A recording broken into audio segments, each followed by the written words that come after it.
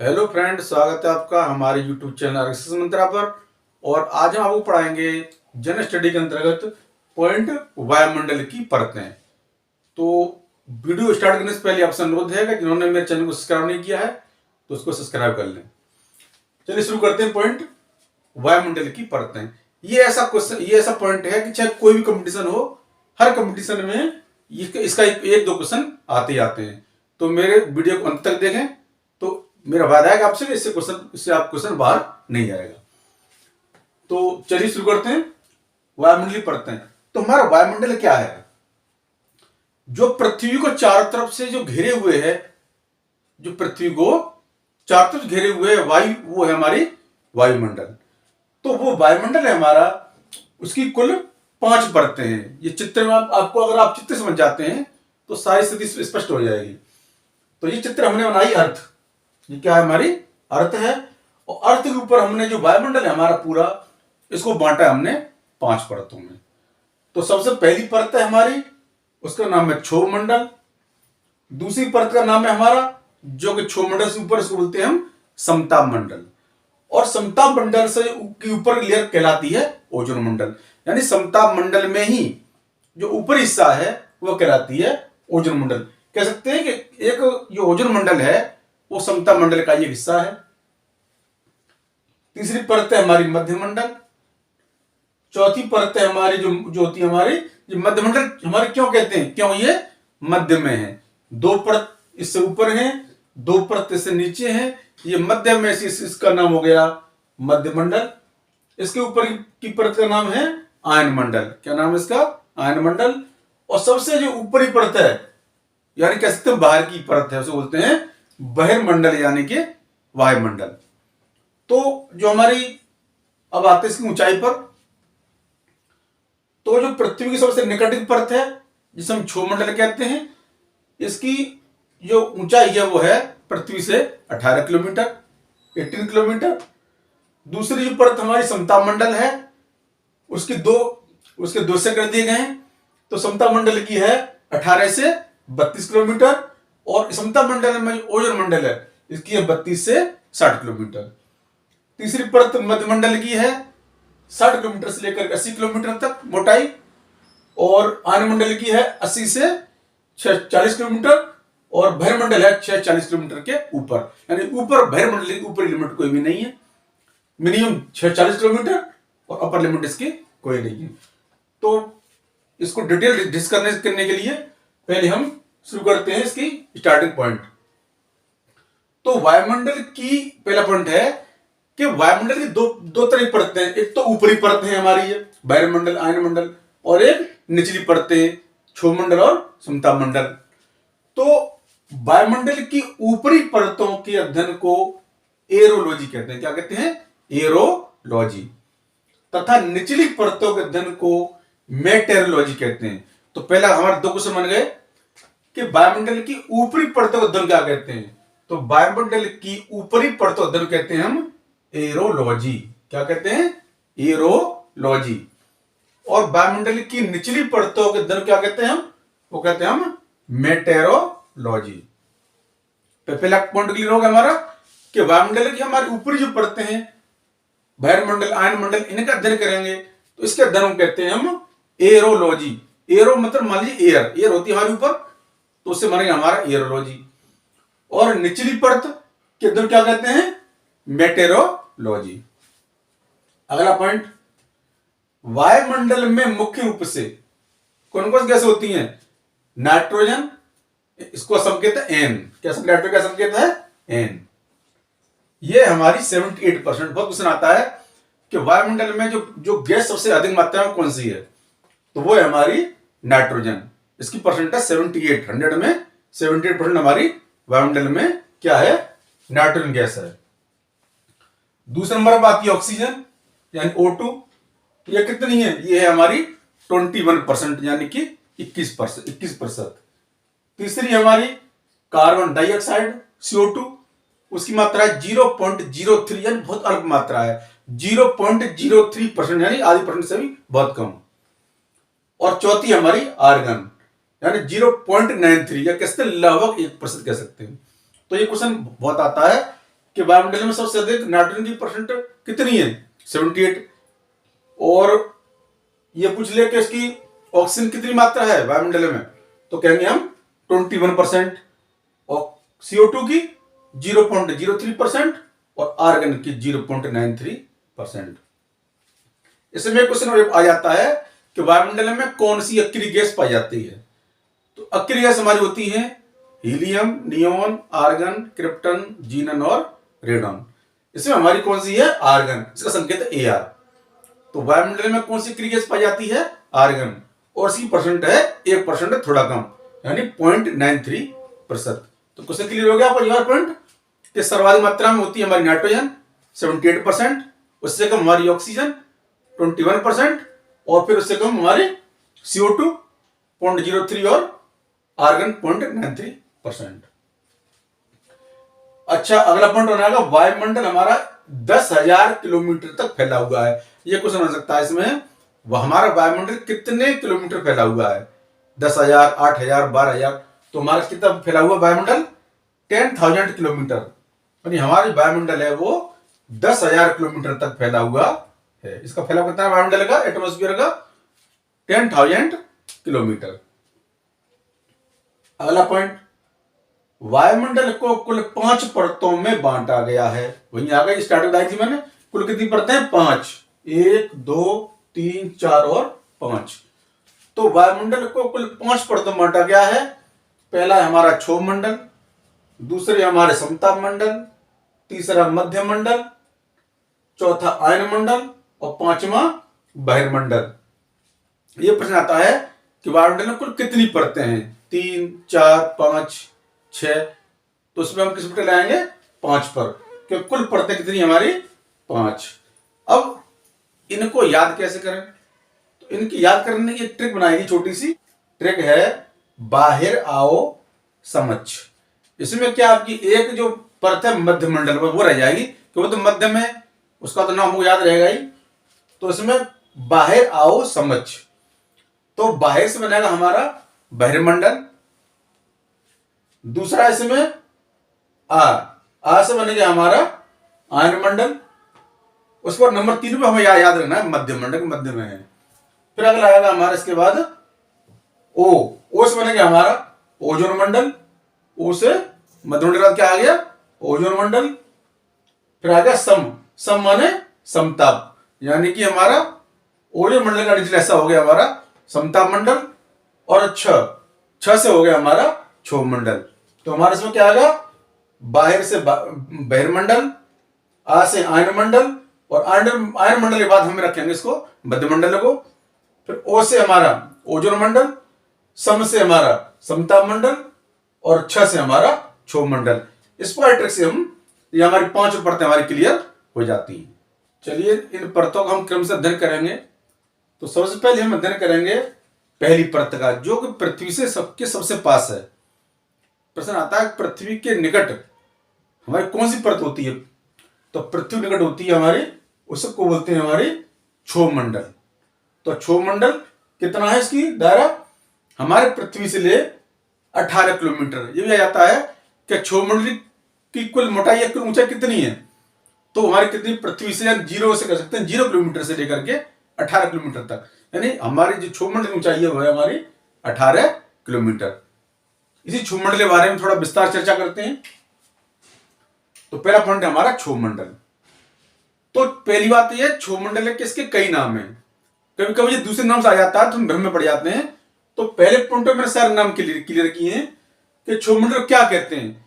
तो क्षोभ मंडल का पहला नाम है ट्रोपोस्फियर, दूसरा इसको संवहन मंडल भी कहते हैं, और इसको अधोमंडल भी कहते हैं। तो इसके कुल क्षोभ मंडल अलावा 3 नाम और भी हैं, यानी कुल नाम हो गए 4। पहला क्षोभ मंडल, दूसरा स्ट्रेटोस्फियर, तीसरा संवहन मंडल और चौथा अधोमंडल। कभी ऑप्शन में ये तो क्षोभ मंडल पॉपुलर नाम है, कभी कभी संवहन मंडल या अधोमंडल आ जाता है तो हम भ्रम में पड़ जाते हैं कि ये कौन सी परत है। तो हमको क्षोभ मंडल के 4 नाम याद होना चाहिए, क्षोभ मंडल, दूसरा ट्रोपोस्फियर, तीसरा संवहन मंडल और चौथा अधोमंडल। तो ये क्वेश्चन यहां से बन जाता है। दूसरा पॉइंट है मौसमी या वायुमंडलीय घटनाएं। जितनी मौसमी या वायुमंडलीय की घटना होती हैं वो सारी हमारी इसी क्षोभ मंडल या ट्रोपोस्फीयर में ही होती हैं। जैसे बादल गरजना, बिजली चमकना, आंधी, तूफान, वर्षा, जलवाष्प, इसी परत में होती है। तो हमारा दूसरा क्वेश्चन क्या बना कि वर्षा, जो वर्षा होती है वो किस परत में होती है, या आंधी किस परत में आती है, या बादल गरजते हैं तो किस परत में गरजते हैं। तो ये जितनी मौसमी घटना है, बादल, बिजली, आंधी, तूफान, वर्षा, वो हमारी किस में होती है, क्षोभ मंडल, ट्रोपोस्फियर या सम्मान मंडल या फिर अधोमंडल कह लो इसे। तीसरा पॉइंट है सबसे ज्यादा घनत्व। सबसे ज्यादा घनत्व इसी परत में, क्षोभ मंडल में। यहां से ऊपर बढ़ते जाएंगे तो घन धीरे धीरे कम होता जाएगा। इसी पर तापमान की बात की जाए तो हमारा तापमान ही सबसे ज्यादा किस्म होता है क्षोभ मंडल में। तो ऊंचाई पर बढ़ते जाएंगे तो तापमान भी हमारा कम होता जाएगा।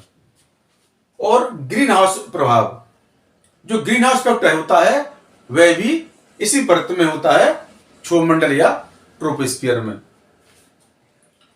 अगला पॉइंट है 100 मीटर, 165 मीटर ऊपर जाने पर 1 डिग्री सेल्सियस तापमान कम हो जाएगा। जैसे हम 165 मीटर ऊपर बढ़ेंगे टेम्परेचर में 1 डिग्री की गिरावट हो जाएगी।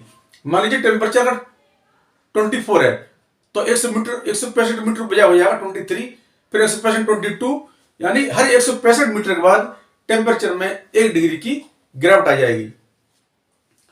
तो हमने क्षोभ परत के बारे में क्या क्या सीखा। सबसे पहले इसके नाम, क्षोभ परत के 4 नाम है, क्षोभ मंडल, ट्रोपोस्फियर, सम्मान मंडल, अधोमंडल। दूसरी बात, जितनी मौसमी या वायुमंडलीय घटना है वो सारी इसी परत में होती हैं, जैसे बादल, आंधी, तूफान, जलवाष्प, वर्षा। तीसरा, जो सबसे ज्यादा घनत्व होता है वो हमारा इसी क्षोभ मंडल में होता है। ऊपर जाने पर घनत्व कम होता जाएगा। और जा जाता है कि ग्रीन हाउस प्रभाव क्या होता है, तो ग्रीन हाउस प्रभाव भी हमारा इसी क्षोभ मंडल में होता है। अब ये क्वेश्चन आ जाता है कि कितने मीटर ऊपर जाने पर तापमान में 1 डिग्री गिरावट होती है, तो उसका होगा हमारा 165 मीटर। तो इनसे बाहर क्षोभ मंडल में क्वेश्चन नहीं आएगा। या तो उसका नाम बदल देंगे, या वायुमंडलीय घटना पूछेंगे, या घनत्व, ग्रीन हाउस प्रभाव, या सबसे ज्यादा तापमान। जैसे हमारा सब इसी परत में। और इसमें एक आया लास्ट में बताया था हमने, ग्रीन हाउस प्रभाव। तो ग्रीन हाउस प्रभाव क्या है, तो ग्रीन हाउस प्रभाव के लिए हमने अलग से लिखा है कि nitrogen N2, carbon dioxide CO2, O2 oxygen, जलवाष्प, मीथेन, ये गैस होती हैं। ये वायुमंडल के चारों ओर क्या करती हैं, ये हमारी पृथ्वी चारों तरफ एक घेरा बना लेती है ये गैसें। तो इस घेरे से क्या होता है, हमारा सन है, हमारा मान सन है, तो सन की जो किरणें आती हैं वो किरण नीचे तो आ जाती है पृथ्वी के पास, पृथ्वी सत्ता को गर्म कर देती हैं, सत्ता को हमारी गर्म भी कर देती हैं, लेकिन ये हमारी से ऊपर नहीं आ पाती और इन गैसों का लौटकर हमारी पुनः पृथ्वी पर आ जाती हैं। इस कारण हमारा ये ट्रोपोस्फीयर हमारा गर्म रहता है, क्षोभ मंडल। तो इसीलिए इसका तापमान सबसे ज्यादा है, किस कारण, ग्रीन हाउस प्रभाव के कारण। बस समझ आई। क्या बताया था मैंने ग्रीन हाउस के बारे में कि नाइट्रोजन, कार्बन डाइऑक्साइड, ऑक्सीजन, जलवाष्प और मीथेन, ये वायुमंडल के चारों तरफ एक मोटा घेरा बना लेती हैं। इस मोटे घेरे के कारण जो सूर्य की किरणें हैं वो पृथ्वी तक तो आ जाती हैं, लेकिन पृथ्वी से जब ऊपर बिगड़ वापस जाता है तो वो हमारी ऊपर को इन गैसों के ऊपर नहीं जा पाता और लौट के हमारा वो नीचे आ जाती है। इस कारण हमारे इस क्षोभ मंडल के तापमान में वृद्धि हो जाती है। तो इन गैसों के कारण, इन जो गैस बताई मैंने, इन गैस के कारण जो इस ट्रोपोस्फीयर के तापमान में, पृथ्वी तापमान में जो वृद्धि हुई, तो उसको हम कहते हैं ग्रीन हाउस प्रभाव। प्रश्न आता है, अक्सर आता है कि ग्रीन हाउस प्रभाव के लिए कौन सी गैस मुख्यतः जिम्मेदार है, तो हमारा उसमें आंसर होता है, वैसे सभी जिम्मेदार है लेकिन मुख्यतः हमारा आंसर होगा उसमें CO2, और जो भी उसमें आ जाएगी उसमें जिम्मेदार में आ जाएगी। पर मोस्टली आता है हमारा ऑप्शन में कार्बन डाइऑक्साइड। अब क्षोभ मंडल के बाद हमारी जो अगली परत है उसका नाम है समताप मंडल, और समताप मंडल का ही परिभाग इसमें आ जाएगा ओजोन मंडल। तो पहली बार समताप मंडल में मैंने ये चित्र बनाया है हवाई जहाज का, यानी कि हवाई जहाज हमारे वायुयान कहते हैं, वो प्रश्न आता है वायुयान हमारे किस परत में उड़ते हैं? तो वायुयान उड़ते हैं हमारे समताप मंडल में। समताप यानी जिसका इसका ताप समा रहता है। इस परत में क्या है कि जो ताप है, टेम्परेचर है, वो समा रहता है। तो हवाई जहाज को उड़ने में किसमें आसानी रहेगी? जिसमें ताप समान होगा। फिर ताप कम ज्यादा होगा तो दिक्कत हो जाएगी। तो ताप जिसमें टेम्परेचर समान रहे तो उसमें वायुयान को उड़ने में दिक्कत नहीं होगी। तो वायुयान हमारा किस परत में है? किस मंडल में? हमारा किस परत में? समताप मंडल में। तो ये समताप मंडल की टोटल ऊंचाई है हमारी 18 से शुरू होती है। 18 तक किलोमीटर तक तो हमारा क्षोमंडल है, ट्रोपोस्फियर है। 18 से 60 तक है हमारा पूरा समताप मंडल। उसमें से भी 18 से 32 तक समताप और 32 से 60 मान लीजिए ओजोन मंडल। यानी ओजोन मंडल हमारा समताप मंडल का ये हिस्सा है, ऊपरी परत कह सकते हैं। तो समताप मंडल के बारे में, दूसरी परत के बारे में चलते हुए डिटेल्स पढ़ते हैं। तो समताप मंडल का दूसरा नाम है, इसको बोलते हैं स्ट्रेटोस्फियर। क्या नाम है इसका? स्ट्रेटोस्फियर। इसमें क्या है? पहला पॉइंट है, इसमें ताप समा रहता है। नाम ही समताप है तो ताप तो समा रह ही रहेगा। दूसरा, वायुयान इसी परत में उड़ते हैं। यानी सबसे क्वेश्चन आता है वायुयान हमारे वायुमंडल किस परत में उड़ते हैं? तो आंसर होगा हमारा समताप मंडल, जिसमें ताप समा रहे उसमें उड़ते हैं हमारे वायुयान। तीसरा, मौसमी घटनाएं इस परत में नहीं होती हैं। इस परत में होती तो फिर पहली परत में, क्षोभमंडल या ट्रोपोस्फियर में। तो अब इसके परत के जो ऊपर है, ऊपरी हिस्सा है इसका ओजोन मंडल, जिसकी जो 32 से 60 किलोमीटर जिसकी मोटाई है। 32 से स्टार्ट होता है 60 तक। तो ओजोन मंडल के बारे में क्या है? तो ये ओजोन मंडल बनाया है अलग से। तो ये पहला पॉइंट है, समताप मंडल का ऊपरी भाग है। ओजोन परत क्या है? अलग से कोई परत नहीं है, ये समताप मंडल का ही एक भाग है, इसको बोलते हैं ओजोन मंडल। दूसरा, सूर्य की परावैंगनी किरणों या अल्ट्रावायलेट रेज से ये हमारी सुरक्षा करता है। जो सूर्य से किरणें आती हैं, वो सूर्य की किरणों में, जो सूर्य किरणें जो पृथ्वी तक आती हैं, इन किरणों में अल्ट्रावायलेट रेज यानी परावैंगनी किरणें भी होती हैं। और ये परावैंगनी किरणें हमारे शरीर स्वास्थ्य के लिए बहुत हानिकारक हैं। इससे कैंसर इत्यादि रोग हो सकते हैं। इस कारण ये क्या करती है, जो समताप मंडल, ये ओजोन मंडल, ये ओजोन मंडल इन किरणों को अपने अंदर अवशोषित कर लेती है और इसको अवशोषित करके यूवी रेज को पृथ्वी तक नहीं आने देती, जिससे हमारी इन किरणों से सुरक्षा हो जाती है। तो दूसरा क्या है? ये जो ओजोन परत है, ओजोन मंडल है, ये सूर्य की अल्ट्रावायलेट किरणें यानी कि परावैंगनी किरणों से हमारी सुरक्षा करता है।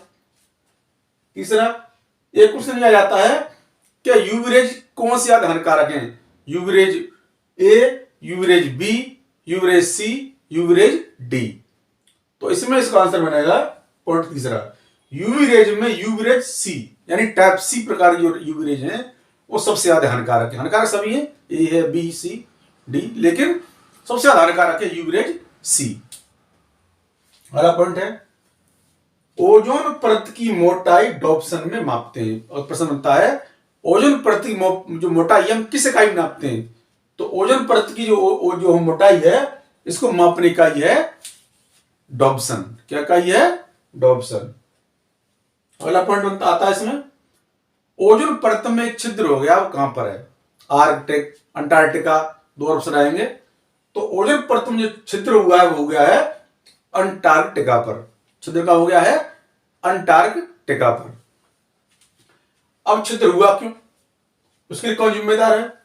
तो जो हमारे जो शीतलक हैं या जो कूल करते हैं, जैसे फ्रिज है, एसी है, इनमें से गैस निकलती है, उसका नाम है CFC। क्या नाम है? CFC, जो कहते हैं क्लोरोफ्लोरोकार्बन। ये CFC जो निकलती है, इस परत को नष्ट करने के लिए ये जिम्मेदार है। कौन सी? CFC gas. तो प्रश्न आता है कि ओजोन परत को नष्ट करने के लिए कौन जिम्मेदार है, कौन सी गैस जिम्मेदार है? तो आंसर लिखेंगे हम क्लोरोफ्लोरोकार्बन या CFC, जो कि हमारी शीतलक यानी फ्रिज, एसी आदि से निकलती है। और CFC में ऐसा क्या है? CFC में ऐसा क्या है जो ओजोन परत को नष्ट कर रहा है?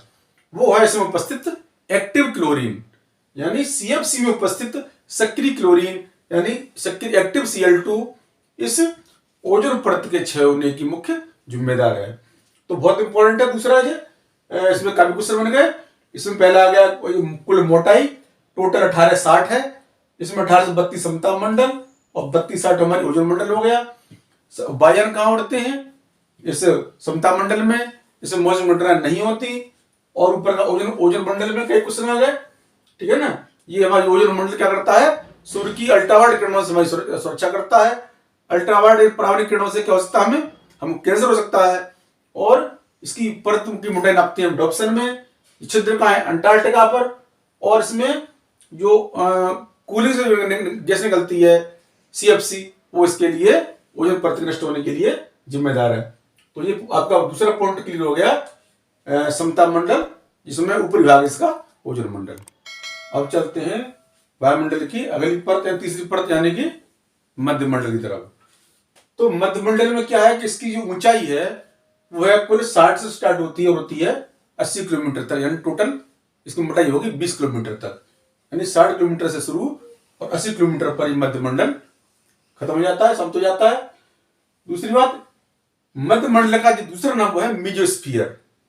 मध्य मंडल को हम मीजोस्फीयर भी कहते हैं। अगला पॉइंट, सबसे ठंडी परत, मोस्ट इंपॉर्टेंट क्वेश्चन, सबसे ठंडी परत कौन सी है? तो सबसे ठंडी परत है ये मध्य मंडल। जो मध्य में है परत, जो 2 ऊपर है 2 नीचे है, मध्य में है, ये सबसे ठंडी परत है 5 परतों में। तो सबसे ठंडी परत कौन सी है? मध्य मंडल।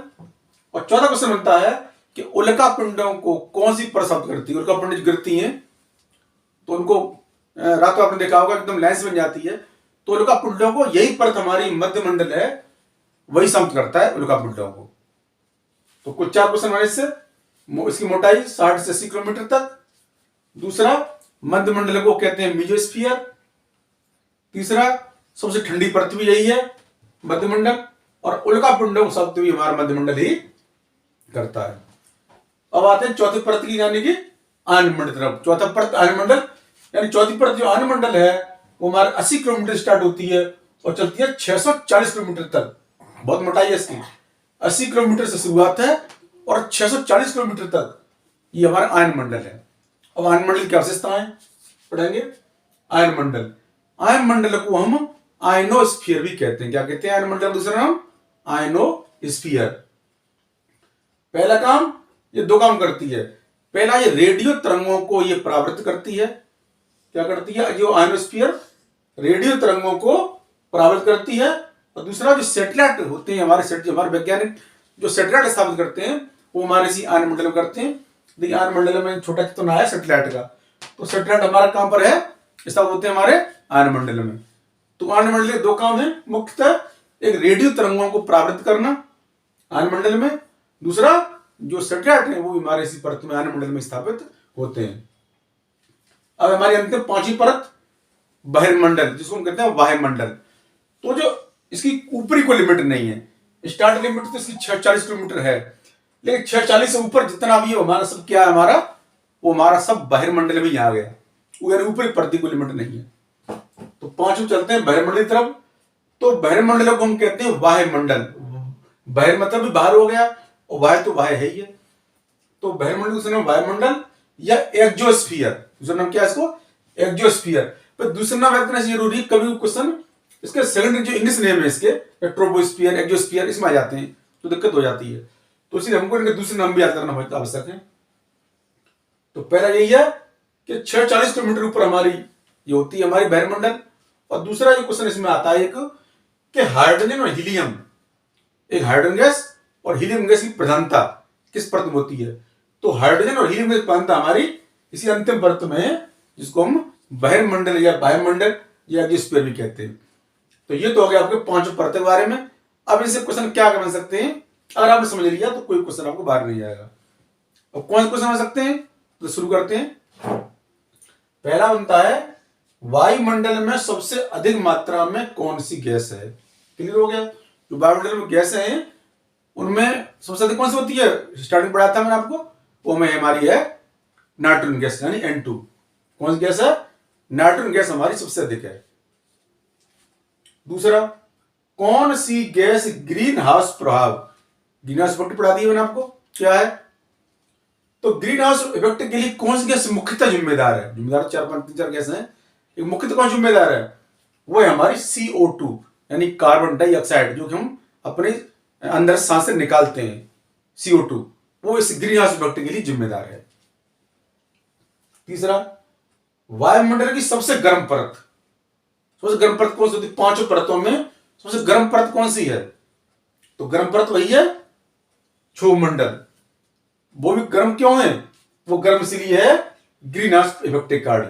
जो गैस है ये क्या करती है? सूर्य की किरणों को आने देती है पृथ्वी तक, लेकिन इसको वापस ऊपर नहीं आने देती। इस कारण हमारा ये क्षोभमंडल हमारा गर्म रहता है, जो हमारे लिए बहुत लाभकारी है।